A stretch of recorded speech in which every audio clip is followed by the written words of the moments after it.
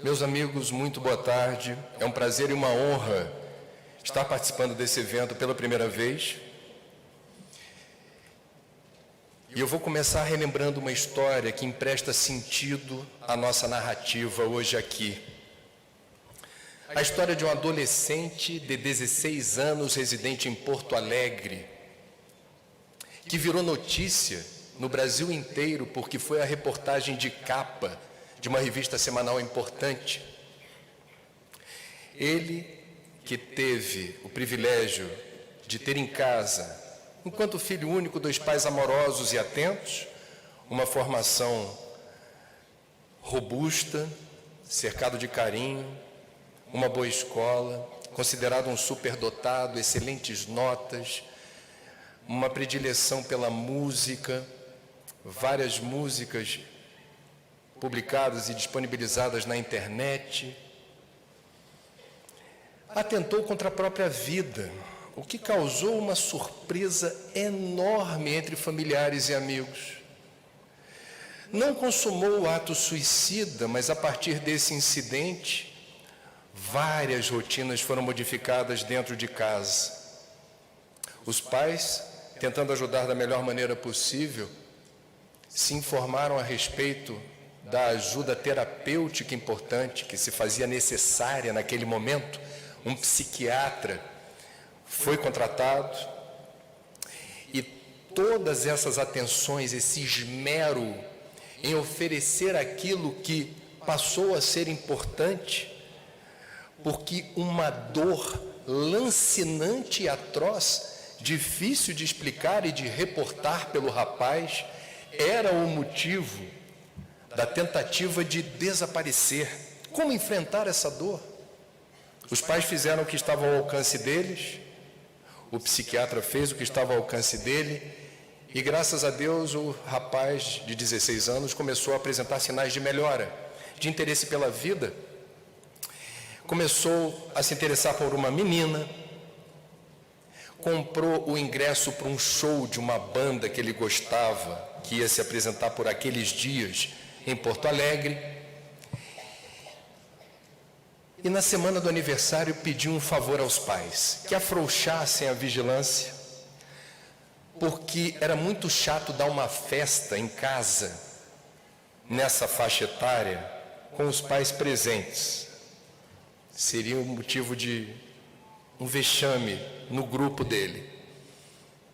E os pais entenderam, consultaram o psiquiatra, todos entenderam que, posto que o garoto deu sinais de melhora, havia comprado ingressos para o show da banda favorita, estava se interessado por uma menina, resolveram atender ao pedido.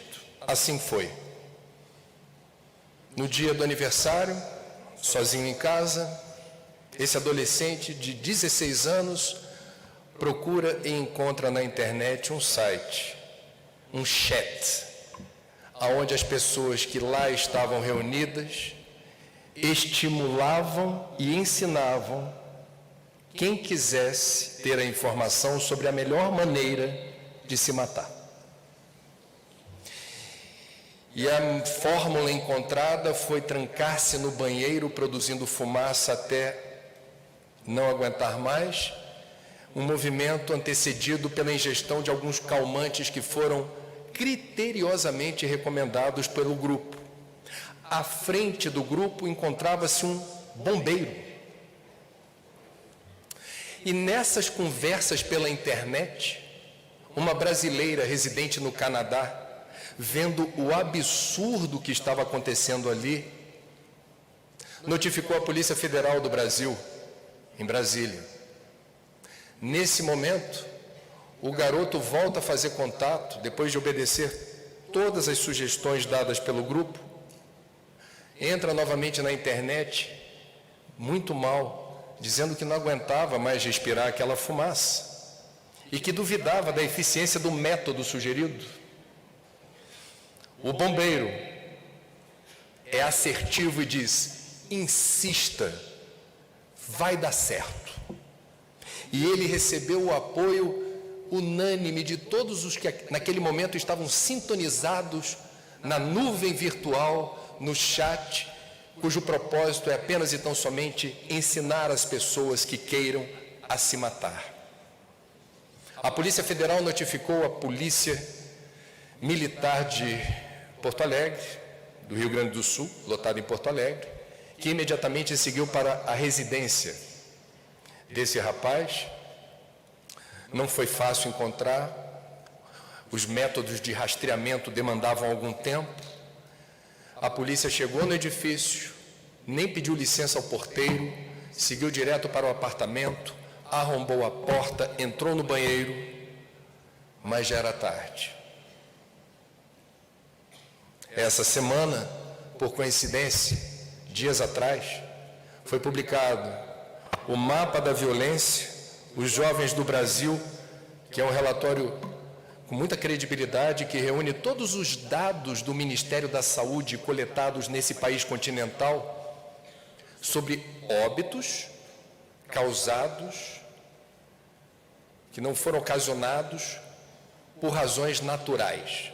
Todos os óbitos por homicídio, suicídio e acidente de trânsito aparecem no Mapa da Violência. O que foi notícia essa semana é que o novo relatório diz que nos últimos 10 anos aumentou em 42%, em 10 anos, o número de suicídios de jovens na cidade mais densamente povoada do Brasil. Quando a gente discute imortalidade, a imortalidade da alma certamente significa um alívio. A certeza de que a morte não existe é um bálsamo, um refrigério, porque a gente vai construindo a convicção de que há um sentido para a vida, há um desdobramento da nossa existência num outro plano, e tudo isso combinado vai constituindo uma outra leitura, uma outra cosmovisão da realidade. Entretanto, para a dor que motivou o suicídio desse adolescente de 16 anos em Porto Alegre, como todos os outros jovens ou suicidas de diferentes faixas etárias, níveis de renda, nível cultural, com credo ou sem credo, essa informação talvez não seja suficiente para aplacar essa dor. Nós não temos informações suficientes para lidar com o segmento que sofre uma dor difícil de descrever, que por vezes não é sequer percebida por amigos ou familiares próximos daquele que sofre, e que invariavelmente representa risco suicida. Eu estou aqui hoje para compartilhar informações e recursos, porque as informações de que sou portador estão num livro chamado Viver é a Melhor Opção, que toda a renda dos direitos autorais vai para a mais longeva instituição brasileira de apoio emocional e prevenção do suicídio, que é o CVV. O CVV está presente aqui. O posto CVV Porto Alegre está onde? Para eu poder visualizar mãozinhas, ou lá atrás. Aplausos para os amigos voluntários do CVV Porto Alegre, Curitiba. CVV Curitiba está recrutando voluntários, o curso é gratuito, para engrossarem as fileiras do bem, acolhendo o contato de pessoas que, sem terem a quem recorrer, preferem ligar para um estranho através do telefone 141 e guardar o sigilo, e sem ter que se preocupar com o que o outro vai pensar de mim, que vai fazer juízo de valor de mim. Não existe esse julgamento e não há conselhos ou recomendações expressas para você sair do inferno astral, vamos colocar nesses termos, que você atravessa. Esse curso vai acontecer nos dias 25, 26 e 27 de abril. O CVV está com um posto aqui na porta do evento. Como enfrentarmos essa dor invisível, que está fora do radar de governos e da sociedade? Como enfrentar essa dor, que ao motivar casos de suicídio, faz do autoextermínio caso de saúde pública no Brasil e no mundo. Eu vou emprestar números a essa dor, porque por enquanto ela não é tangível, é a dor do outro. Ele deve estar exagerando. Eu nunca vi em jornal ou televisão, eu nunca vi ninguém lembrar ou reforçar a informação de que suicídio é caso de saúde pública. Eu, como jornalista, me sinto no dever de aferir credibilidade à informação de que sou portador, citando a fonte. Eu vou citar a mais importante fonte na área de saúde do mundo. A OMS, Organização Mundial da Saúde, em seu último relatório afirma: suicídio é caso de saúde pública no mundo e no Brasil. Aproximadamente 800 mil óbitos por ano, oficialmente registrados, porque há o problema da subnotificação, certas quedas acidentais, certos acidentes com armas de fogo, que aparecem assim na causa mortes, não expressam a realidade desses desencarnes.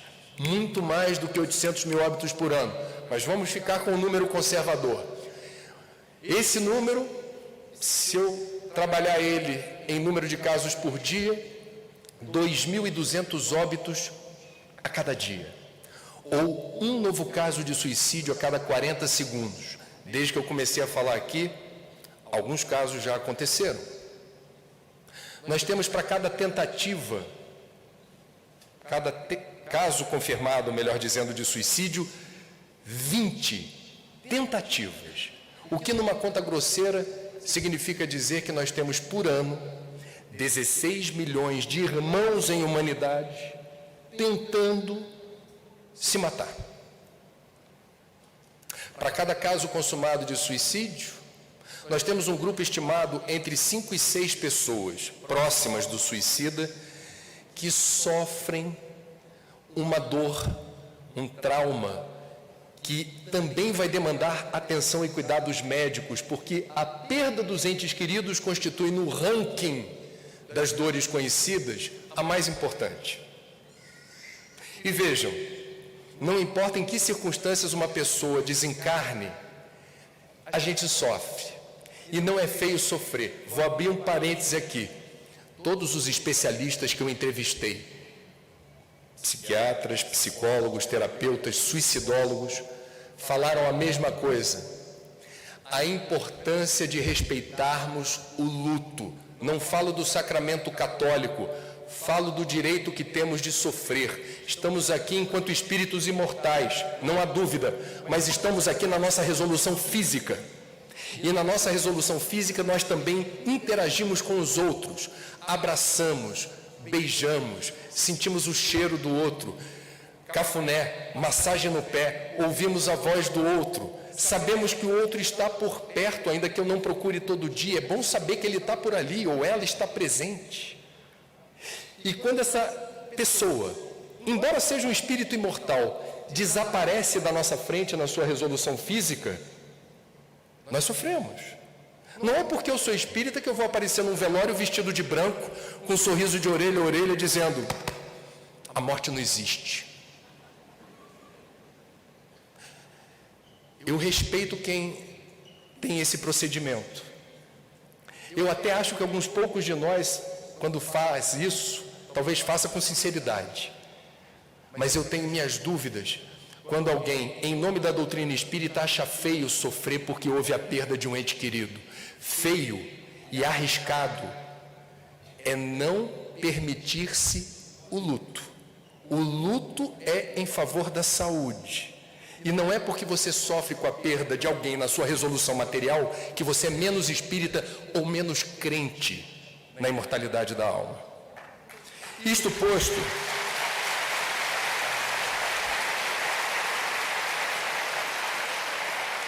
esse grupo de 5 a 6 pessoas próximas do suicida vão demandar atenção e cuidados especiais, porque não é fácil perder um ente querido que decide ele próprio abortar o projeto existencial e desaparecer. Nós temos no mundo, esse dado me impressionou particularmente, mais casos de suicídio registrados do que óbitos por homicídio ou conflitos armados, guerra. É algo pavoroso. Tem mais gente se matando do que gente sendo morta por terceiros no mundo. No Brasil, nós temos ou ocupamos o 8º lugar no ranking mundial em números absolutos de suicídio.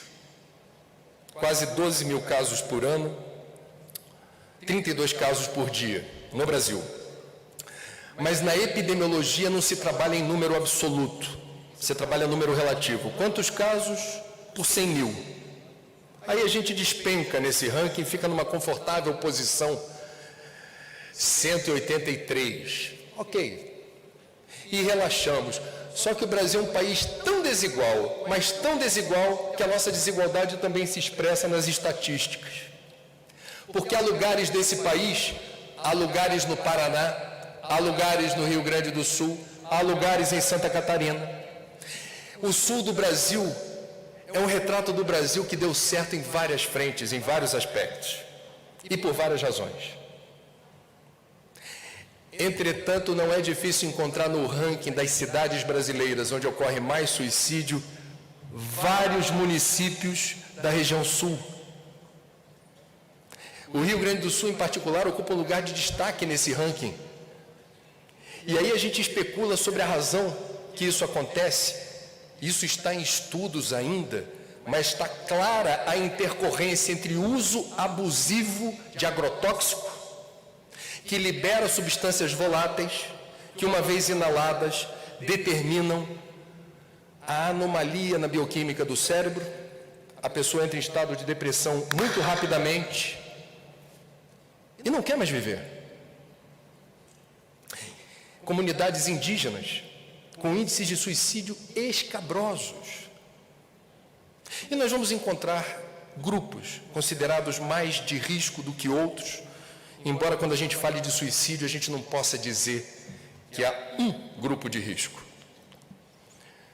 Meus amigos, eu estou compartilhando números preocupantes, eu estou compartilhando ciência.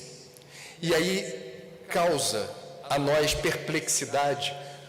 Como é possível ignorar dados que deveriam despertar um senso de urgência de governos e sociedade para encarar esse problema? Por que, afinal de contas, o suicídio é um tabu? Por que é um assunto proibido? Por que a gente não pode falar sobre isso para enfrentar esse problema? O tabu existe. E ele tem uma história. Ele não é gratuito. E ele vem de longe. Mais precisamente do século XVIII, 1774, quando o escritor alemão Goethe lança a obra Os Sofrimentos do Jovem Werther.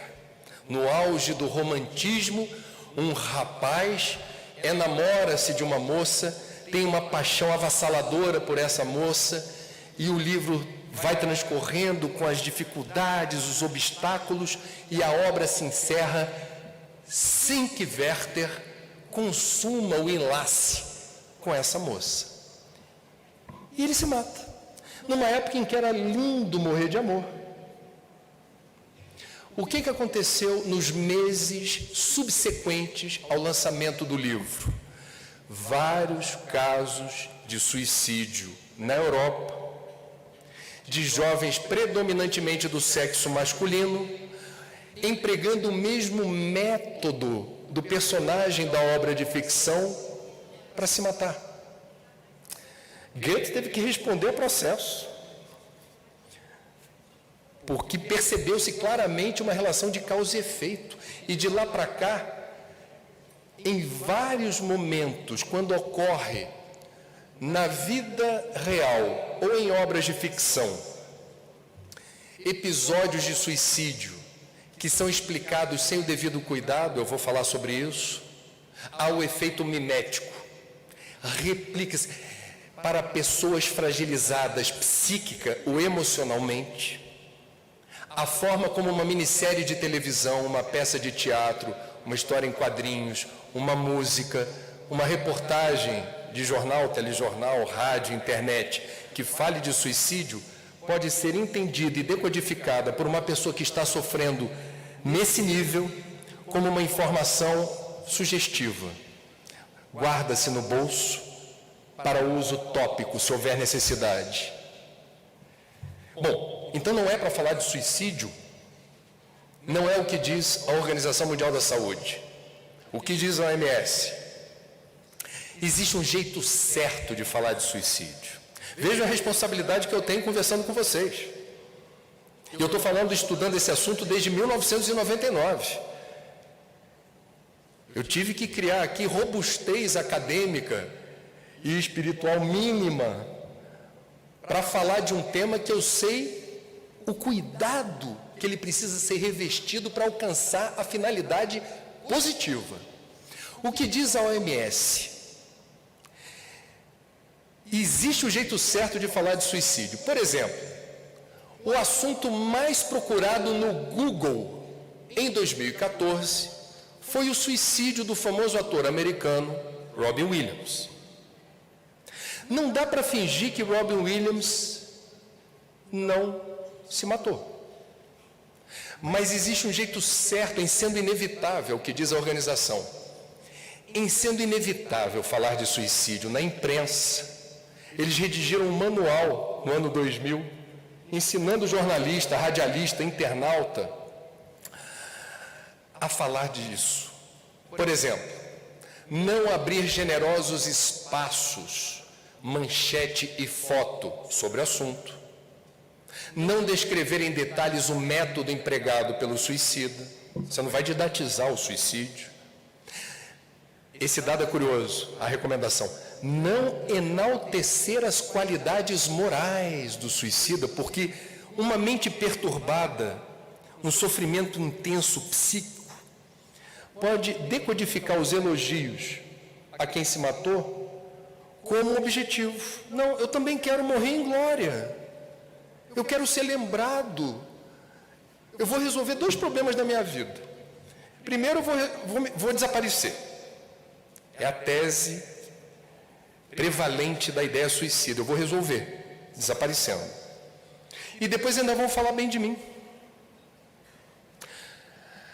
Existem protocolos de informação na área do suicídio, no ambiente noticioso. E a OMS diz com todas as letras: é preciso falar de suicídio, informando que é caso de saúde pública, isso é grave, e o principal, de tudo que eu falei até aqui, do ponto de vista das minhas pesquisas, é a informação mais relevante. Em 90% dos casos, os suicídios são preveníveis, porque estão associados a psicopatologias diagnosticáveis e tratáveis. Eu vou repetir. De cada 10 casos de suicídio, 9 são preveníveis, porque estão associados a psicopatologias que podem ser diagnosticadas e, quando são, há tratamento. E a ideia suicida que hoje te perturba, não há solução, não há jeito. Passa, vai passar. Eu consegui ouvir 2 palestras até aqui, desde que eu cheguei a esse evento. Nas 2, em diferentes momentos, os oradores que me precederam falaram que tudo passa. Para ter paciência, que as coisas se ajeitam. É tudo aquilo que uma pessoa que esteja perturbada e flagelada por essa dor não consegue acreditar, não consegue sentir, não consegue entender. Se em 90% dos casos o suicídio é prevenível, nós temos uma responsabilidade enorme sobre alguém que pensa em se matar, escreve que deseja se matar, fala que pensa em se matar, ou que teve uma tentativa e não conseguiu. Entra na categoria de sobrevivente de si mesmo. Todos nós temos algo a ver com isso. Todos nós podemos interceder e fazer algo diferente na vida dessa criatura. Precisamos entender Quais são as psicopatologias associadas ao suicídio? Vocês conhecem, está mais perto da gente do que a gente imagina. A primeira delas é a depressão. Não confundir, por favor, depressão com estado depressivo. É uma confusão que alguns fazem. Estado depressivo faz parte da vida. Quem está vivo sofre. E regularmente. Se você conhece alguém que nunca experimentou estado depressivo, desconfie. Ou é um ET, um alienígena, ou é alguém que foi abduzido, está chipado. Porque não é humano não sentir dor e sofrimento pelo fato de existir. Feliz daquele que encontra na religião ou na filosofia as razões pelas quais sofremos. Nós espíritas sabemos, porque isso está muito bem embasado nas obras de Kardec, nas mensagens psicografadas por Chico, Divaldo, Raul, e pelos nossos estudos, a função da dor e do sofrimento na natureza. Como e por que uma vaia é mais didática e pedagógica do que o aplauso?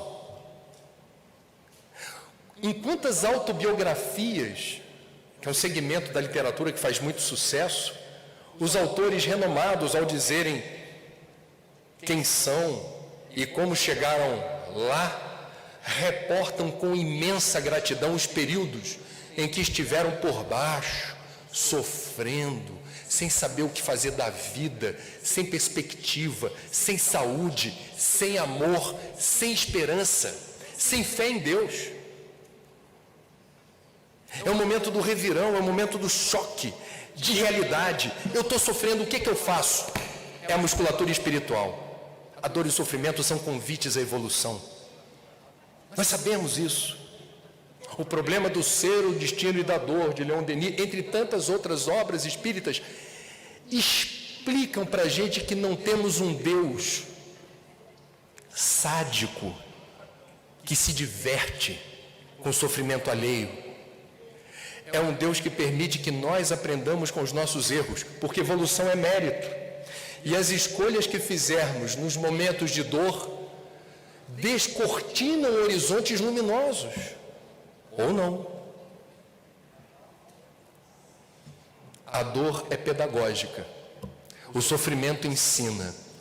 Quem se recusa a ouvir o que a dor e o sofrimento têm para dizer, sofre mais.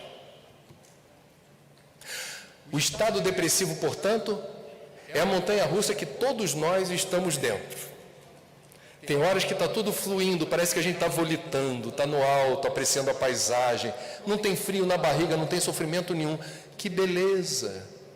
E num dado momento, é hora da descida. E ela vem rápido, ela não tem aviso prévio. Viver não vem com manual de instrução. Não tem receitinha para viver. Você não sabe o dia de amanhã, você não sabe o que vai acontecer daqui a 5 minutos. Faz parte da vida sofrer. Desconfiem, normalmente, dos artistas convidados a apresentar sempre com um sorriso sua mansão, seu closet, seu carro, seu novo amor. Nossa, essa pessoa, eu queria ser ela, está sempre sorrindo, de bem com a vida. Duvido que ela passe o aperto que eu já passei, duvido que ela sofra como eu sofro. Meus amigos, eu tenho muito contato com o povo dito, não gosto da palavra, mas vou usar, celebridade. Sofre demais. Sofre demais. E é uma dor lancinante da ilusão, da fama que não mantém um saco de batata em pé, não tem substância. Sofre. Estado depressivo faz parte.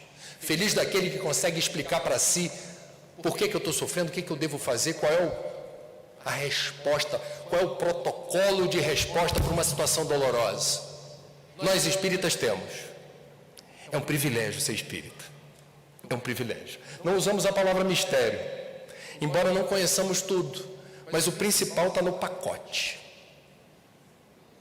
As informações mais importantes para a gente ter qualidade de vida e para a gente saber contextualizar os episódios dolorosos da existência, a doutrina nos dá mastigadamente.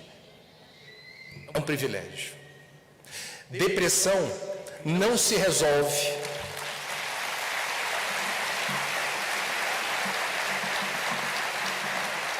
com todo respeito ao adesivo de automóvel que sempre que eu vejo no trânsito me dá um alento, me dá um refrigério. Hora que melhora. É legal você estar no trânsito, tenso, nervoso, pensando em um monte de problema, de repente passa um carrinho sujinho, e você olha, aperta a vista para ver que adesivo é esse. Hora que melhora. Quando a gente está falando de depressão, pode até melhorar, mas não resolve. Olha a responsabilidade de eu, enquanto espírita, dizer o que eu estou dizendo. Oração não resolve por si depressão. Estudar a doutrina não resolve por si depressão. Estado depressivo é uma depressão leve, pode dar um up. Você pode começar a fazer as conexões neurais ali e falar, opa, interessante isso. Para mim está tudo cinza, mas eu gostei de ter acesso a essa informação. Nos estados mais avançados de depressão, orar apenas não resolve, passe apenas não resolve.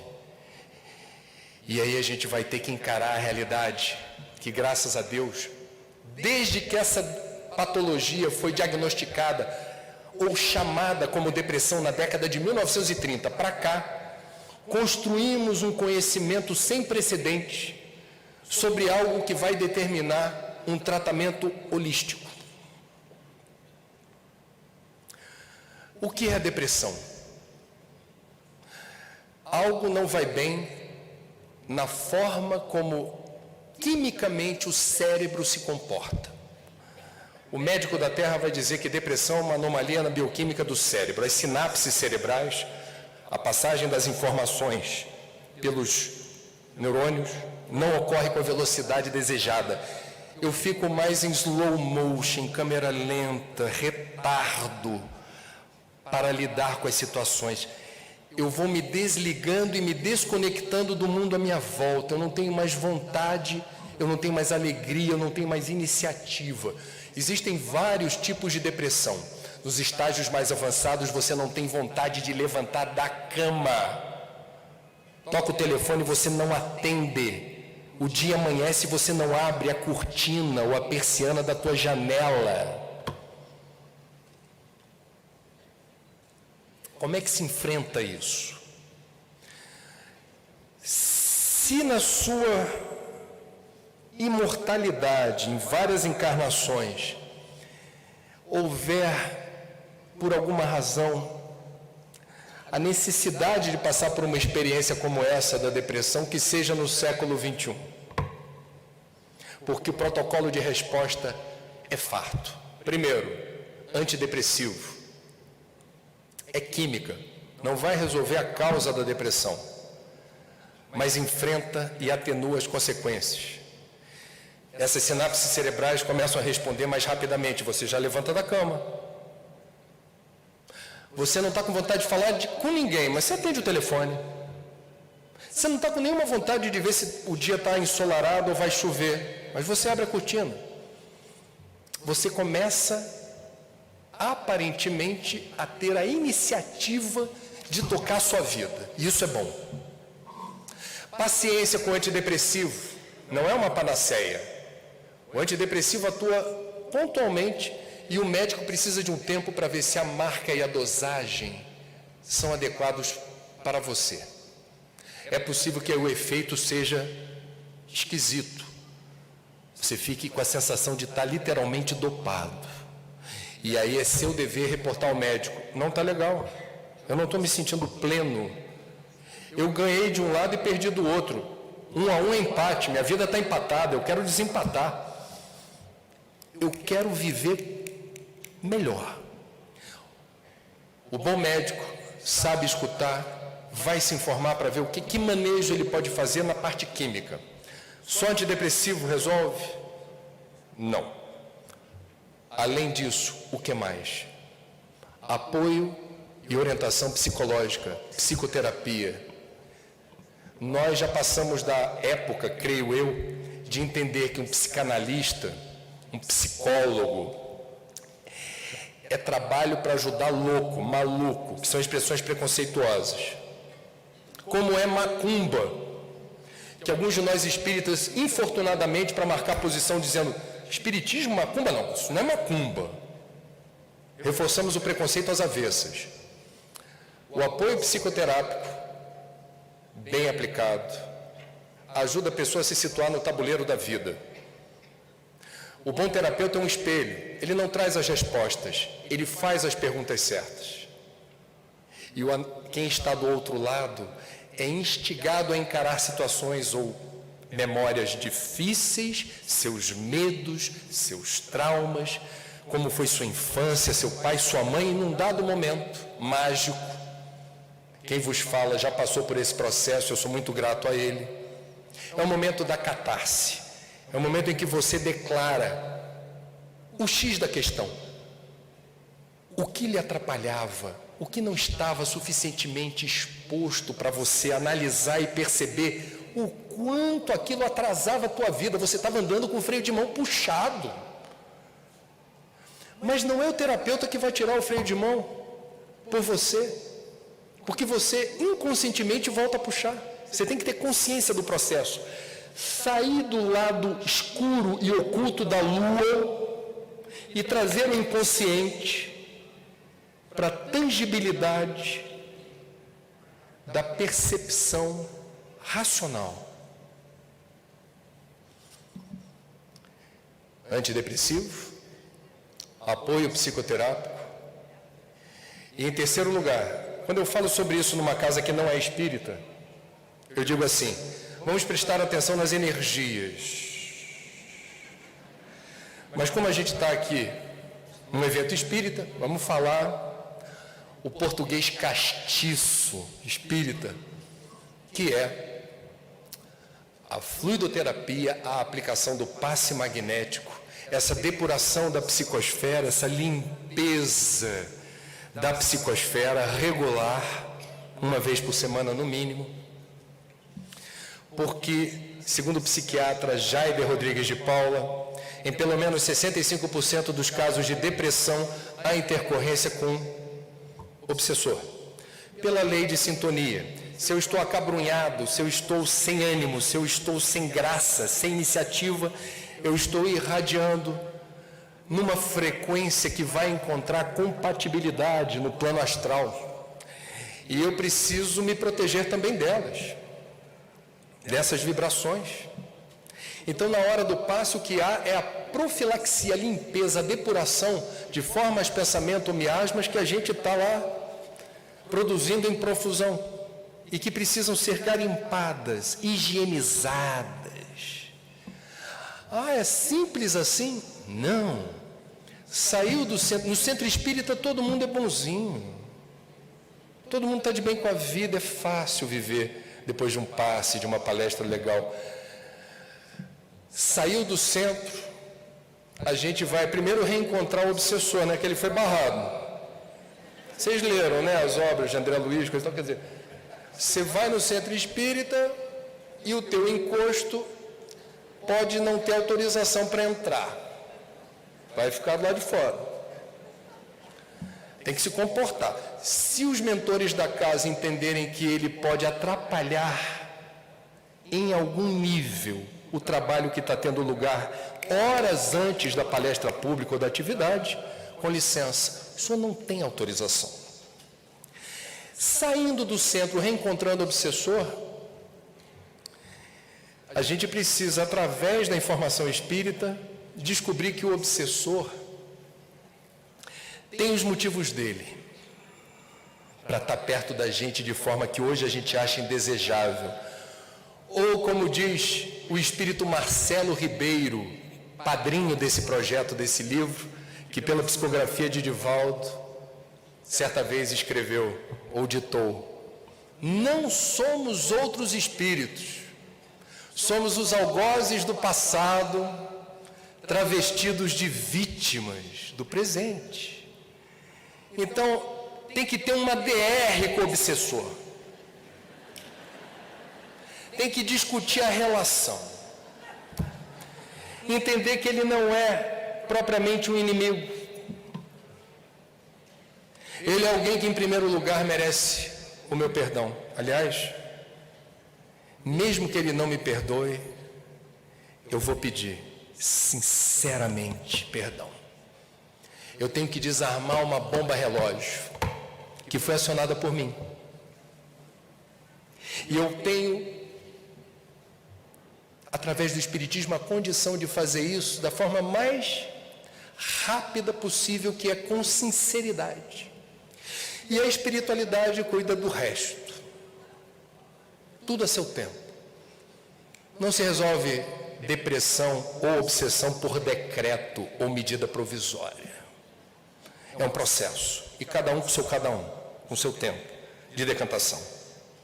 Meus amigos, não é só a depressão que, segundo os estudos do OMS, vai responder por quase 30% dos episódios de suicídio no mundo.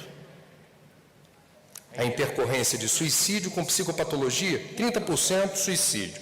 Em segundo lugar, uso de substâncias químicas que alteram o sistema nervoso. 5 letrinhas: droga. Droga lícita ou ilícita. O que é droga? É qualquer substância que tem o poder de alterar o sistema nervoso. Um cigarro tem o poder de alterar o sistema nervoso. Uma inocente taça de vinho, repetido o gesto, e eu gostando de ingerir qualquer substância alcoólica, progressivamente eu estou alterando o meu sistema nervoso. Por isso é droga. Álcool, cigarro, crack, cocaína, maconha, etc. Existem as drogas lícitas e as drogas ilícitas. Esse é um tema particularmente importante no Brasil. Sabe por quê?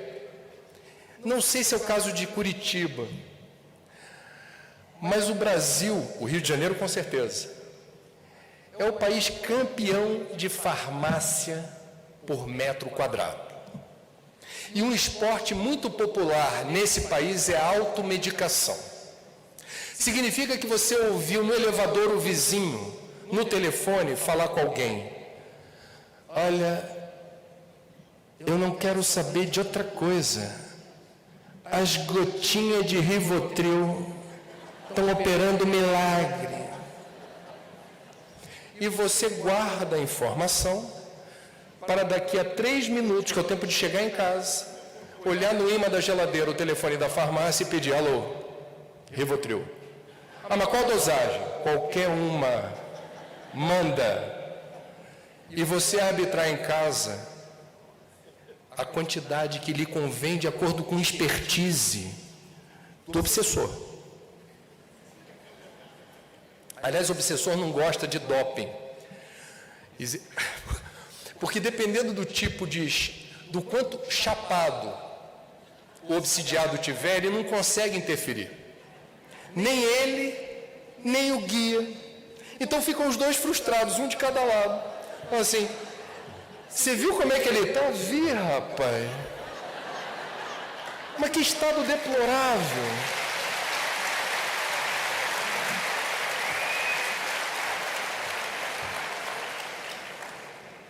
Cuidado com a automedicação. O que eu ouvi dos especialistas? Com a melhor das intenções, você pode se precipitar na direção de um abismo.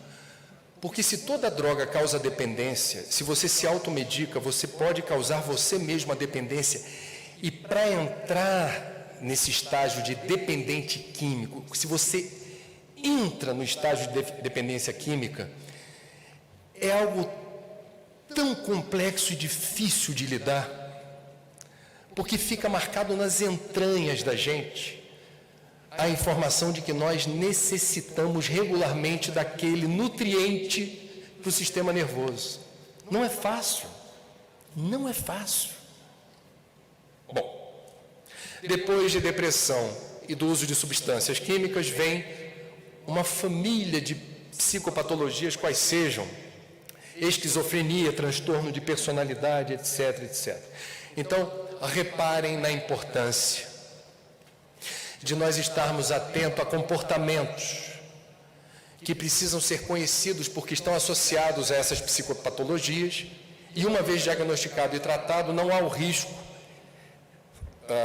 como existia antes, da ideia suicida. Bom, virando essa página, quando a gente fala de suicídio, não dá para ficar falando só do risco a partir da intercorrência com psicopatologia. Eu vou invadir o território da sociologia, porque Durkheim, um dos pais dessa ciência, escreveu um livro chamado O Suicídio, e ele nos lembra das doenças sociais. Aquela história de o homem é produto do meio pode ser um certo exagero. Nós somos resultado de vários tipos de interação e influência. O meio em que estamos inseridos é uma dessas influências. E dependendo do tipo de influência do meio onde estamos inseridos, o risco suicida pode ser agravado.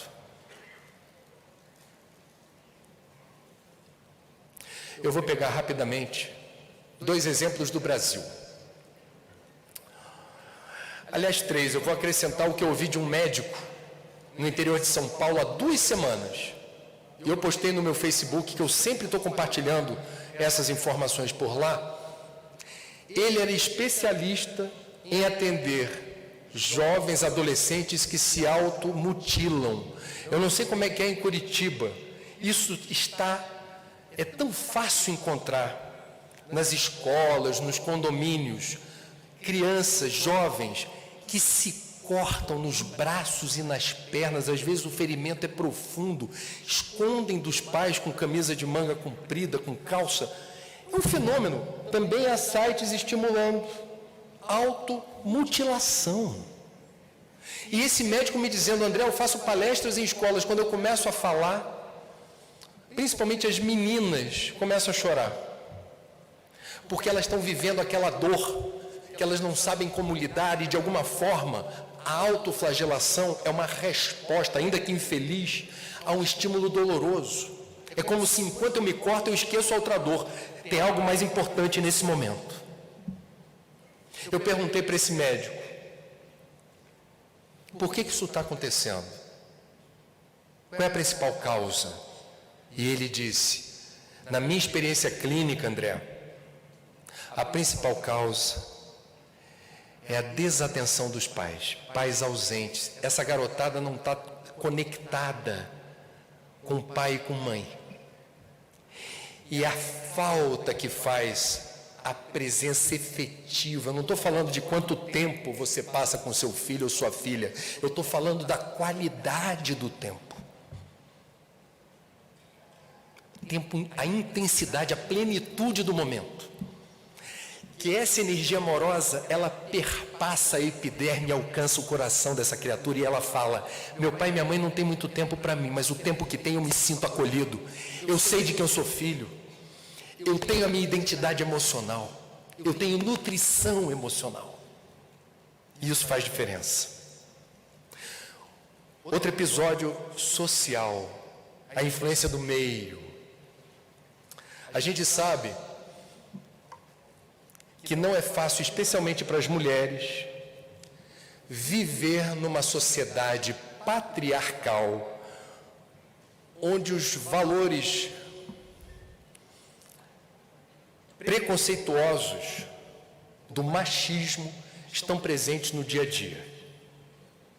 Desde a piadinha inocente, falando que mulher no volante, perigo constante, vai pilotar fogão, aí todo mundo ri, acha graça. Subjacente à piada, um enorme preconceito, retroalimentado de geração em geração. Eu estou falando de viver é a melhor opção, estou falando de risco suicida, estou no capítulo das doenças sociais. Ser mulher no Brasil é melhor do que ser mulher em várias partes do mundo. Não vi aqui no Brasil como vi com a minha mulher que está aqui presente em Dubai, loja de roupa com vários modelos de burca. Não vi. É um alívio. Agora,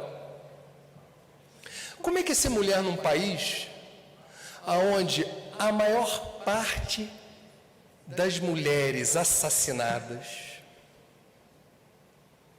esse assassinato tem origem nos maridos ou ex-maridos, nos namorados ou ex-namoradas, ou seja, a maior ameaça das mulheres à sua integridade está do lado, não está longe.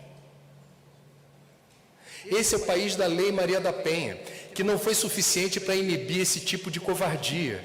Veio sancionado ano passado, a lei do feminicídio, agravando pena contra homens que cometem violência contra a mulher. Não foi suficiente ainda. Temos um telefone 180, 24 horas por dia, para qualquer mulher em qualquer lugar do Brasil ligar pedindo ajuda. É uma realidade dura que acontece nesse país. E tem outros gêneros de violência contra a mulher. IBGE 2016, semanas atrás, estudo, homem e mulher. Mesmo nível de escolaridade, mesmo curso superior, mesmo emprego no mercado de trabalho, mesma carga horária, não recebem o mesmo salário. Brasil, século 21. A violência contra a mulher acontece, amanhã é domingo. Amanhã tem programas de auditório em que aparecem mulheres seminuas, aparecendo em palcos deslumbrantes com aqueles corpos esculturais, que estão ali apenas e tão somente por causa dos seus corpos esculturais. Quem está na frente, invariavelmente, é um homem, no poder. Chamando e mostrando as mulheres quando ele quer. E mostrando o quê? A inteligência, a perspicácia, o nível intelectual, o nível de conhecimento? Não. Seus corpinhos esculturais. E aí vem o intervalo comercial. Isso talvez até não seja conveniente para mim dizer, mas já falei. Temos intervalos.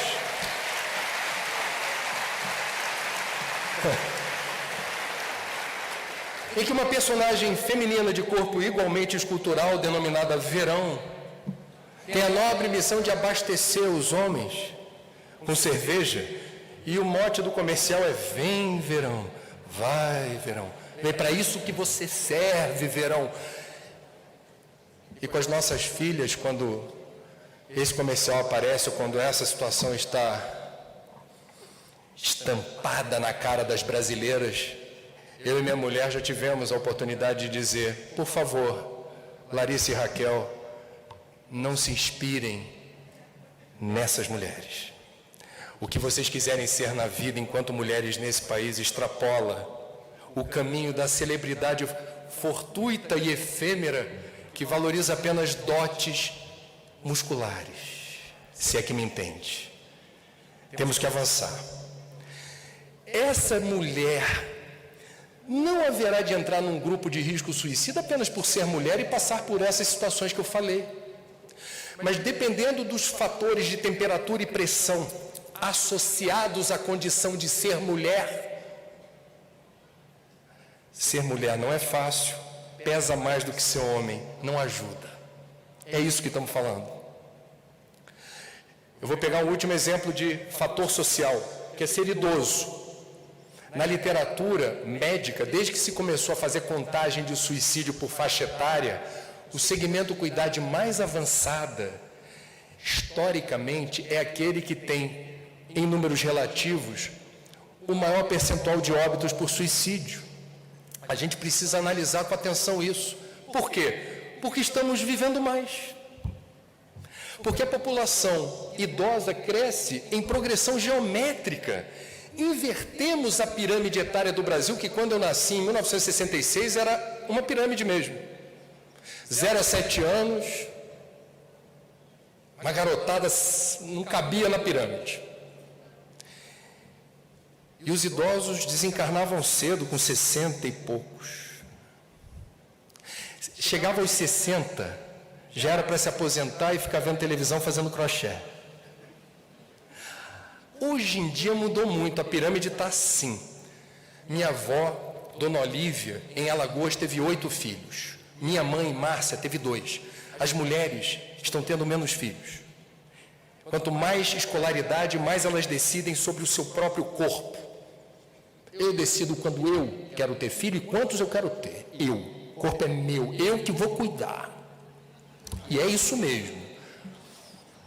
Vocês sabem, homens não são confiáveis nas estatísticas sociais. A quantidade de homens que fecundam mulheres e desaparecem para depois aparecer na certidão de nascimento pai desconhecido nesse país.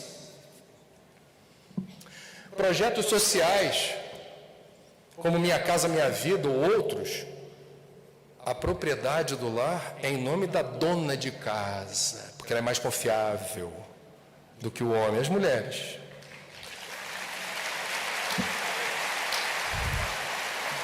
Portanto, mudou a faixa, mudou a pirâmide. E o que significa hoje você ter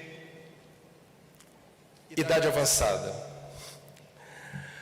Semana passada teve show dos Rolling Stones.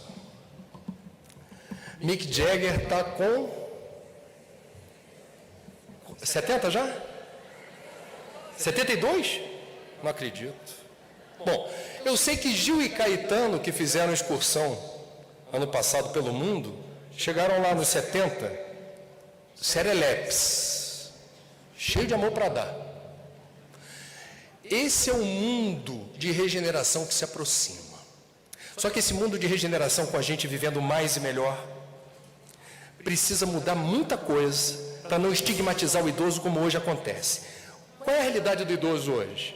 Para a gente entender as estatísticas. É uma acumulação de perdas.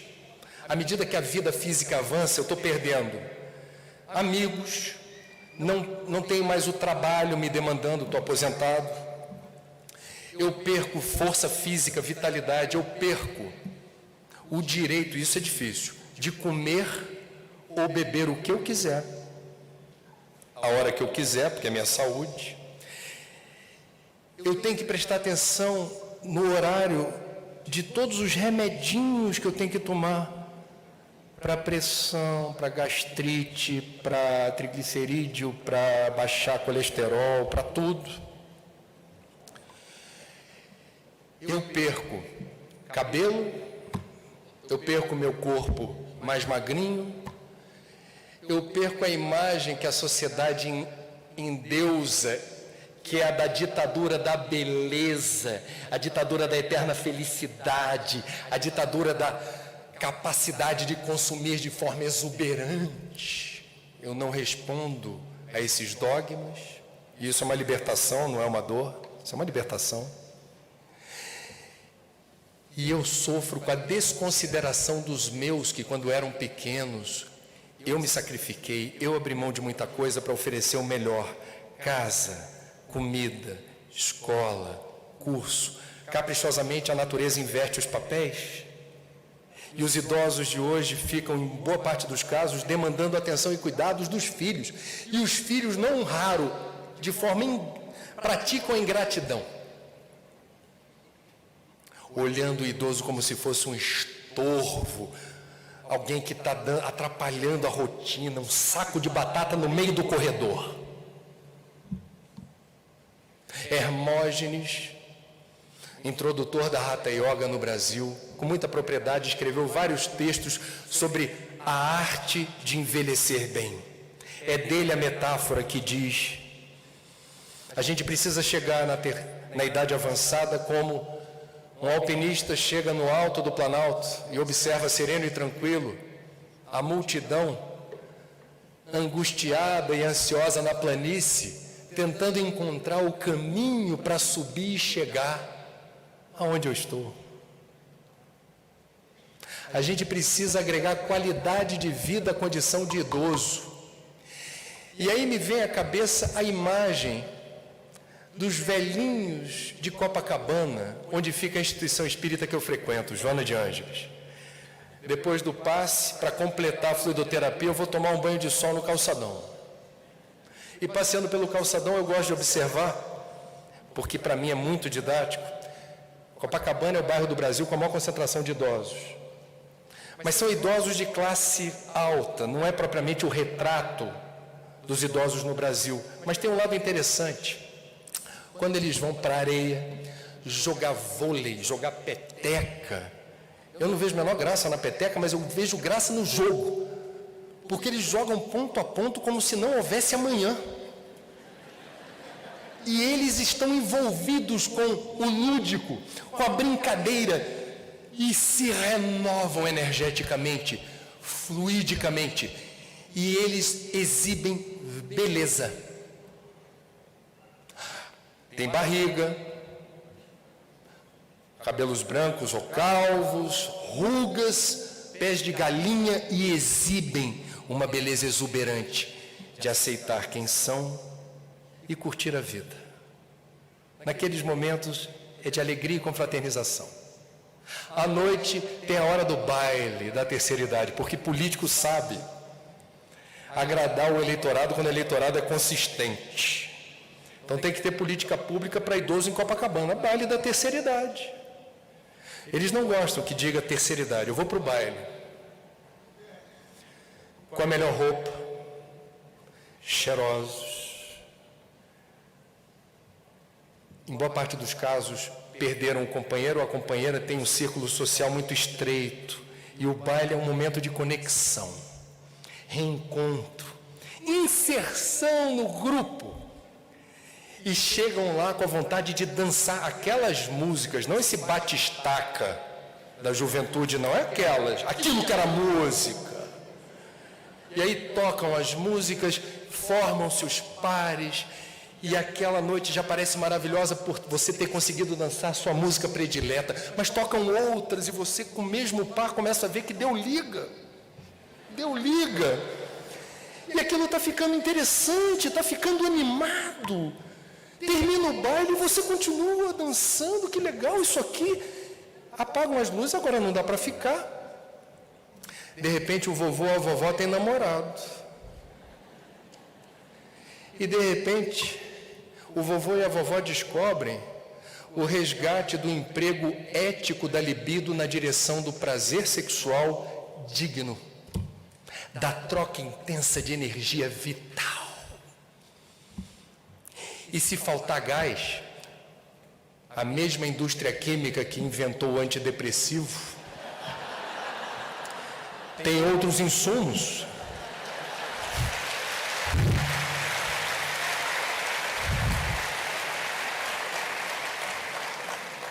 A vida é azul. E alguém aqui poderá dizer, de forma um tanto preconceituosa, um olhar de mundo de provas e expiações, moralidade, promiscuidade. Vovô, que hora é essa? Quem era aquela mulher que veio com o senhor até aqui? Meus amigos, se essa é a resposta que vocês, com toda sinceridade, se sentem prontos para dar para um avô ou uma avó que estão com o olho brilhando, que se sentem vivos e que têm todo o direito do mundo para serem felizes, é bom vocês reverem os seus conceitos. Não é o que se espera de um espírita esclarecido.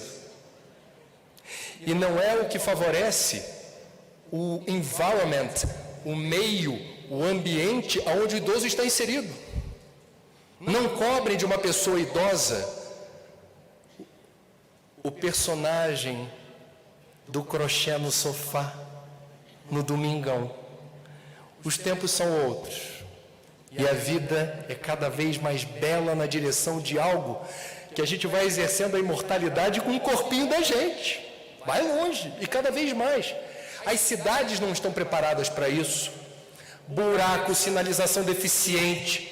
Como é que é freada de ônibus no mundo de expiação?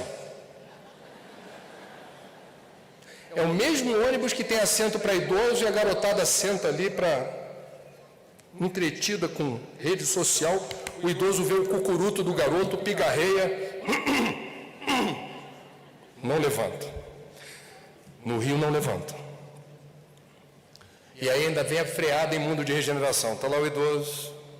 Meu Deus do céu, o assento era meu, mas o que eu vou fazer? Os tempos são outros. E a freada vem na contagem regressiva, ok? 3, 2, 1. Desencarne. Iminente. Como é que é freada de ônibus no mundo de regeneração? Vocês sabem? Não? Atenção para a contagem regressiva. 3, 2, 1.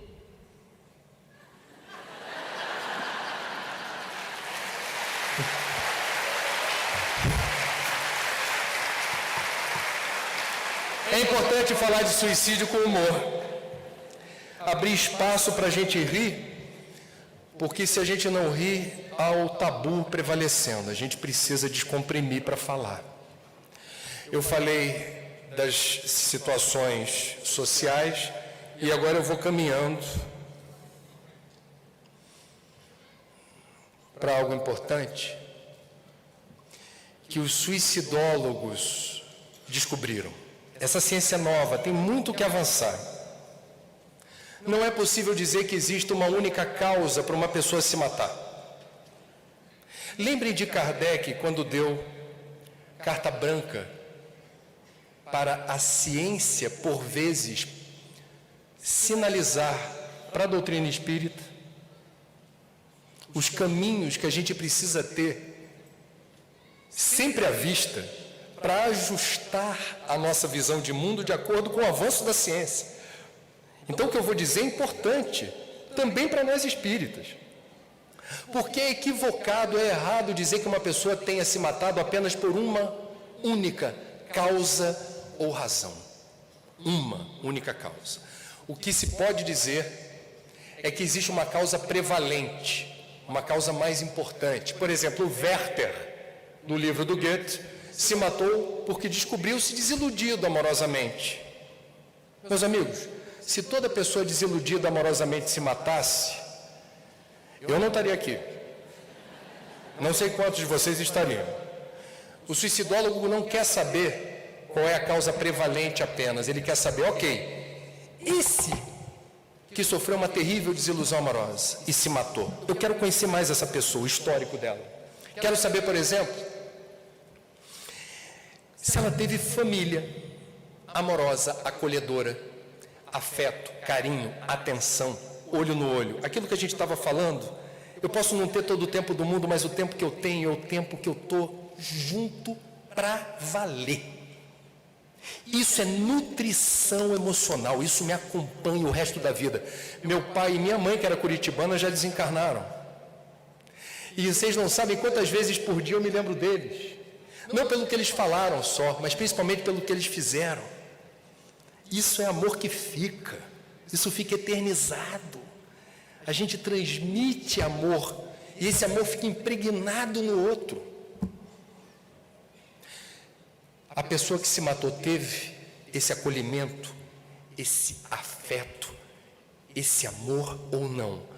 Porque o risco suicida tende a ser maior, quando a gente de 0 a 7 anos não consegue ter, nesse período estratégico da nossa existência carnal, quando se forja o caráter, os valores, quando a gente está mais demandante de carinho, afeto e atenção, nada disso ocorre. O suicidólogo haverá de perguntar, esse que se matou por desilusão amorosa, possuía alguma crença numa força superior?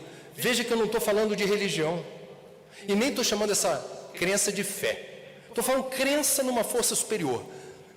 As pesquisas que eu acessei indicam que majoritariamente as pessoas que se matam são materialistas, ateias ou agnósticas. Porque quando a gente acredita em alguma força, a gente, antes de pensar seriamente em se matar, negocia com essa força. Você evoca essa força, você reclama com essa força, você grita com essa força. Espírita não tem esse direito de gritar com essa força. Por quê? Sabemos da lei de causa e efeito. Eu vou dizer para vocês como é que eu faço quando a coisa está braba. Eu digo assim: Senhor, obrigado por tudo. E a lista de agradecimento é grande. Deus que tudo vê sabe onde eu quero chegar. Mas eu tenho meu protocolo. Eu vou falando: obrigado pela vida, por ser espírita, poder trabalhar com o que eu gosto, ser casado com uma pessoa maravilhosa. A lista vai. E num dado momento eu falo: mas Senhor,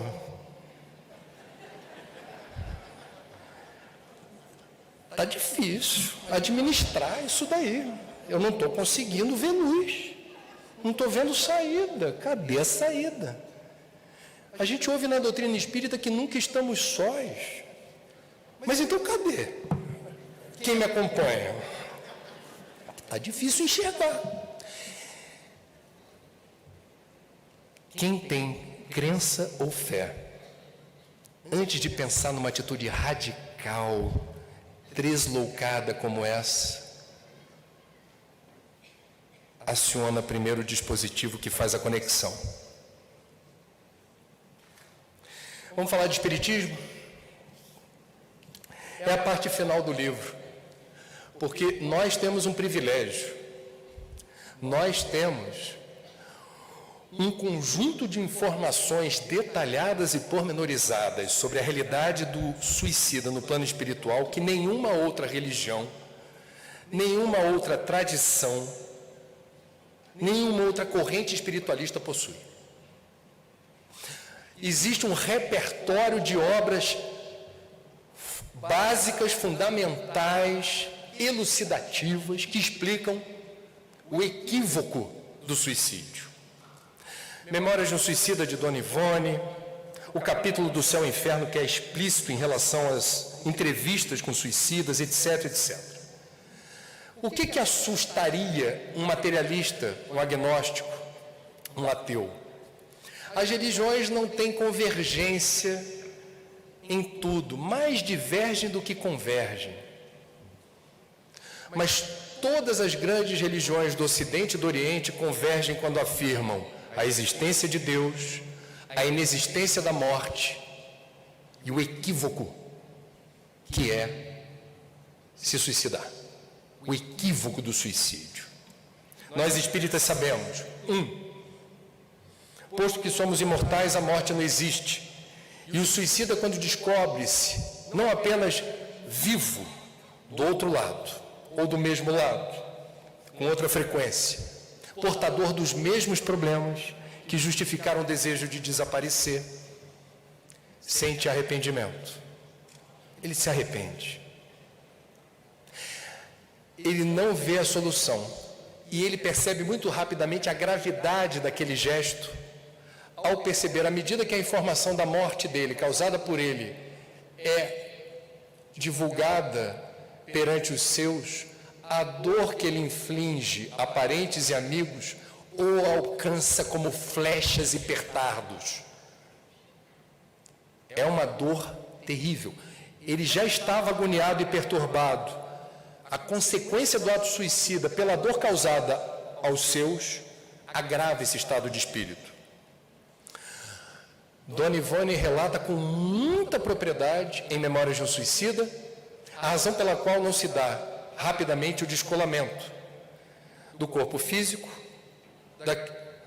do espírito que se desprende. Colapsou o organismo, ele está entrando em outro processo de decomposição. Por que o espírito permanece, de alguma forma, atavicamente ligado a esse corpo? Ela explica isso de forma muito bacana. Mais uma vez, não é cabível a ideia de castigo divino. Deus não castiga o suicida. Existem as leis que regem a vida e o universo. No que diz respeito a essa ligação com o corpo físico, todos nós, sem exceção, quando reencarnamos, somos abastecidos com o combustível da vida, que precisa ser proporcional ao tempo da encarnação que é planejado antecipadamente. Esse fluido vital, que é o combustível da vida, vai ser colocado no nosso tanque na proporção compatível com o planejamento, mas esse abastecimento pode variar de acordo com nossas andanças e nossas escolhas no mundo, por mérito ou por demanda da espiritualidade da nossa presença na Terra. Esse tempo pode ser estendido. E nós recebemos uma gasolina espiritual extra. Gasolina não, etanol, segunda geração. O que acontece quando a pessoa desencarna? Ela abruptamente interrompeu um projeto que tinha um prazo de validade. E esse fluido vital residual que continua animando o corpo é responsável pela reverberação magnética da sensação desse corpo. Dona Ivone compara essa situação com a de uma pessoa que perde uma perna, mas não deixa, por vezes, de sentir coceira no pé. Nós temos ali um desdobramento magnético de um corpo que está colocado num fluido que está animando. Portanto, essa é uma dor ou uma experiência que Dona Ivone não conseguiu descrever em palavras. Ela diz que os suicidas são os maiores sofredores do universo. Mas a gente precisa lembrar que cada caso é um caso. Uma pessoa portadora de esquizofrenia em último grau, assediada por obsessores, que no auge de uma crise resolve se matar, não pode ser comparado. O destino espiritual dela não será igual. Há de uma pessoa que age de forma fria e calculista, porque se está entediado com a existência. Quer saber? Não quero mais viver.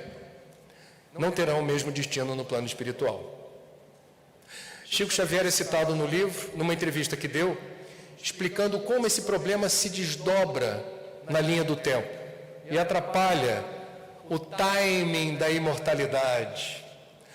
Porque os desdobramentos no perispírito do ato suicida podem durar até, segundo algumas pesquisas que fiz na literatura nossa espírita, 2 séculos, 200 anos.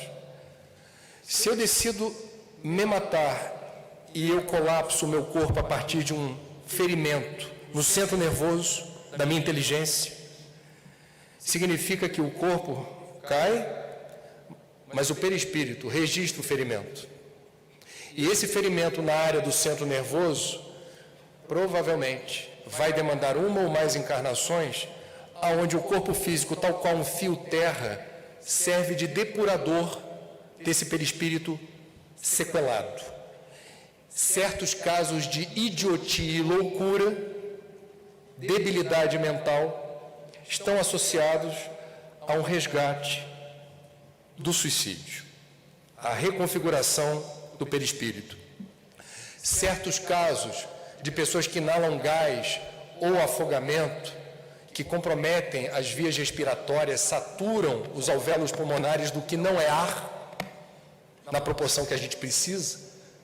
Certos casos de enfisema ou de outros males na capacidade respiratória estariam associados exatamente a um ato suicida que comprometeu as vias respiratórias. Vejam como é algo que tem um tempo para se resolver. Ninguém merece passar por isso impunemente. Porque num dado momento, numa fração de segundo, de forma desesperada, achou que a melhor solução, que a melhor opção seria interromper a vida. Nós precisamos nos mobilizar, e me permitam dizer, nós espíritas também temos o tabu em relação ao suicídio. Quantas casas espíritas aqui representadas não se lembram, os dirigentes, da última vez que colocaram como tema principal da palestra o suicídio? Quantos dirigentes aqui presentes de casas espíritas, na prece final dos trabalhos numa determinada instituição, a gente lembra de quem? Da população de rua, dos desabrigados, dos asilos, dos orfanatos. A gente pede pelo Brasil, conclama Ismael, a gente pede por todo mundo. ou não pede? A lista é grande. Na lista tem suicida? A gente se lembra do suicida? Haverá oradores espíritas, como eu já vi, com o dedo em riste, a jugular sobressaltada, chamando o suicida de criminoso. É um criminoso aos olhos de Deus. Se Jesus é o meu modelo e meu guia, se Jesus é o nosso modelo e nosso guia, eu não consigo imaginar Jesus com o dedo em riste, jugular sobressaltada, estigmatizando o suicida. A visão que eu tenho de Jesus é outra. É de alguém que haverá de estender a mão e dizer: eu estou aqui, eu sempre estarei do seu lado, vá e não peques mais. Qual de nós aqui, meus amigos, espíritos reencarnados, terá a plena certeza e convicção de que numa vida pregressa já não terá recorrido a esse expediente para tentar resolver um problema? Precisamos quebrar o tabu no centro espírita sobre isso. E precisamos nos mobilizar como André Luiz, em uma de suas obras. Esse é o sentido da mobilização que o movimento espírita precisa ter no enfrentamento do tabu do suicídio. Todos nós merecemos ser completistas, que é a expressão que André Luiz usa para quem consegue cumprir a jornada terrena estabelecida naquele projeto. Cheguei no final. Vocês que leram André Luiz se lembram. O júbilo, a recepção festiva, quando você desencarna, e óbvio que não acertou em tudo, óbvio que você não é candidato a santo, mas você se empenhou, você se esforçou, você tentou promover a reforma íntima, você tentou estudar, se olhar no espelho e perceber as suas imperfeições, se corrigir, calar, perdoar. Você tentou, você fez o que estava ao teu alcance, fez mesmo o que estava ao teu alcance, até o final da existência projetada. Festa do lado de lá. Você vai ser recebido com festa, na condição de completista. Eu vou encerrar minha fala lembrando as Olimpíadas de 1984 em Los Angeles, nos Estados Unidos. A primeira Olimpíada em que foi permitida a participação de mulheres na maratona, que é a prova mais nobre dos Jogos Olímpicos. Um grupo aproximado de 60 atletas do mundo inteiro participou da primeira maratona feminina da história. A chegada era no Estádio Olímpico de Los Angeles. O estádio esperou com muita ansiedade aquele momento histórico. De repente, as primeiras atletas adentram o estádio para dar a última volta e cruzar a linha de chegada, aplaudidas efusivamente. Televisão mostrando ao vivo, os fotógrafos posicionados, ia ser a primeira página do dia seguinte. É um momento histórico. 3, 10, 20 atletas. Aí o estádio se sentou e começou a aplaudir protocolarmente toda mulher que entrava para cumprir a última volta. De repente, adentra o estádio uma figura instigante. Era quase engraçada a forma como a atleta da Suíça entrou no estádio. Magrinha como uma viseira, ela andava trôpega, parecia que estava alcoolizada, não conseguia se equilibrar nas próprias pernas.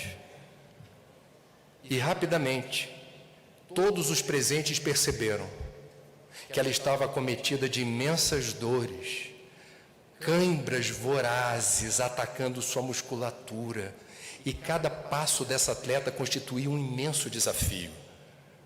Esse público presente, vendo a atleta da Suíça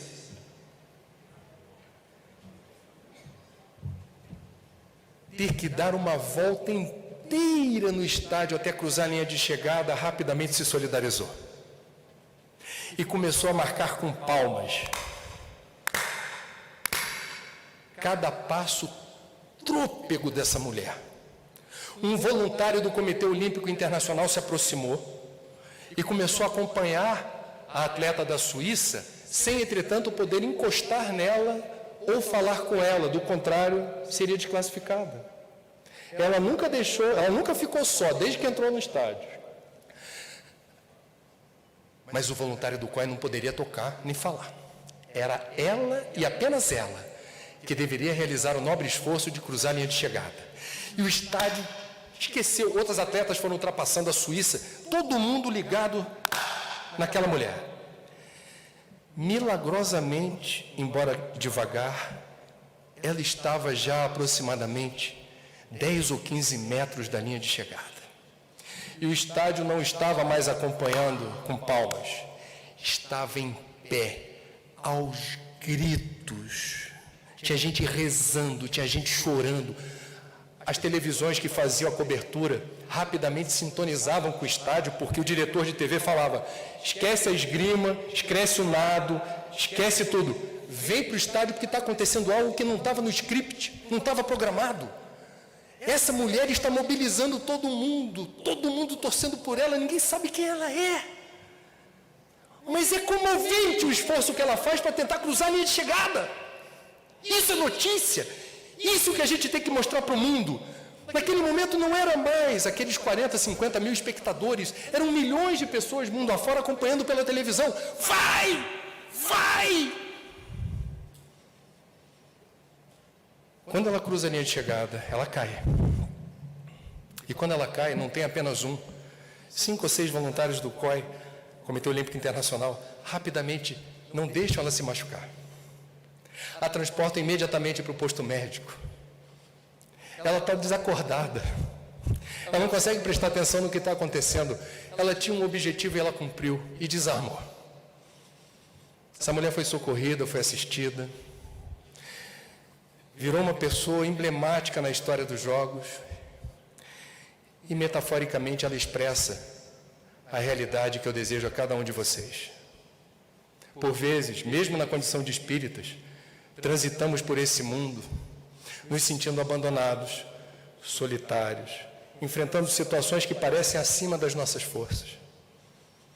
Desanimamos, não conseguimos encontrar, isso é o mais doloroso, por vezes, um novo ânimo a partir da leitura do Evangelho. Porque está difícil, está duro, não estou conseguindo encontrar aqui o eixo. Todos somos maratonistas da vida. Todos merecemos cruzar a linha de chegada. Nunca estamos sós.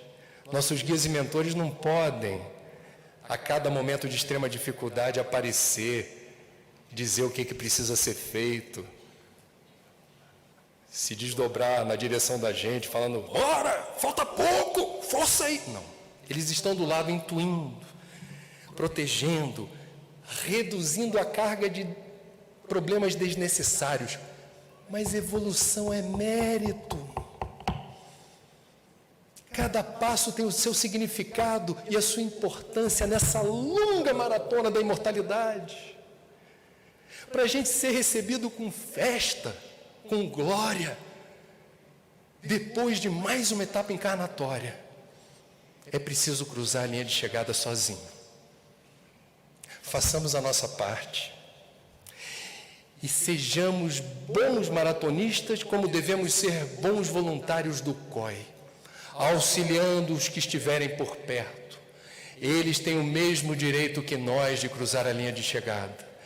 Tendo o espírito, o conhecimento que tem sobre a realidade hostil do suicida no plano espiritual, não é para cruzar a linha de chegada sozinho. Para nós isso não é o suficiente.